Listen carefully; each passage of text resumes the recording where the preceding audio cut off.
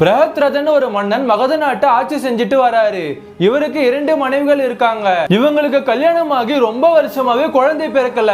இதை தெரிஞ்சுக்கிட்ட ஒரு முனிவர் பிரஹத்ரதன் கிட்ட ஒரு மாம்பழத்தை கொடுப்பாரு. பிரஹத்ரதன் 2 மனைவில யாருக்கு மாம்பழம் கொடுக்கணும்னு ரொம்பவே குழம்பி போய் அந்த மாம்பழத்தை 2ஆ வெட்டி 2 மனைவிக்குமே கொடுத்துருவாரு. அதுக்கப்புறமா 2 பேருமே கர்ப்பமாகி குழந்தை பாதி பாதியா பிறக்கும். அதுக்கப்புறமா ஜரான்னு ஒரு ராட்சசி அந்த 2 பகுதியா இருக்கிற குழந்தைய சாப்பிட 2 பகுதியும் ஒன்னா சேர்க்கும் போது அந்த குழந்தைக்கு உயிர் வந்து அழ ஆரம்பிக்கும். இந்த விஷயத்தை கேள்விப்பட்ட பிரஹத்ரதன் அந்த குழந்தைக்கு ஜராசந்தன் பேர் வச்சு வளர்ப்பாரு. ஒரு முறை கிருஷ்ணர் பீமனை ஜராசந்தன் கூட சண்டை போட மகத நாட்டுக்கு கூட்டிட்டு போவாரு. பீமனும் ஜராசந்தனும் கடுமையா சண்டை போடுவாங்க.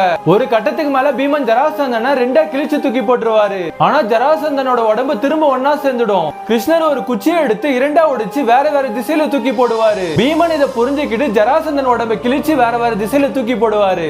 ஆனா ஜராசந்தன் உடம்பு திரும்பவும் ஒண்ணு சேராது.